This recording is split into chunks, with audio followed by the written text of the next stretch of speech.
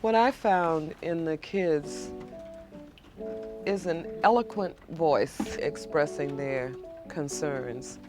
You know how people think that young folks basically are saying, like I'm saying, you know what I'm saying, you think that's, but when they write, that is not what comes out. So many people tell these kids that their communities lack resources. There's no financial resources, there's a lack of this and that. So it's always this sort of sense that there's a deficit, that there's a deficit in you, there's a deficit in your community. So I asked them, what do you have? The answers were beautiful. My soul, one said. My voice. A kid in the class that's Puerto Rican said, my language. You know what I mean? And it just went on and on. Oftentimes we as community leaders or teachers and what have you think that we have all the answers, so all we do is just pour this information into the heads and the minds of these children because they walk into this process blank.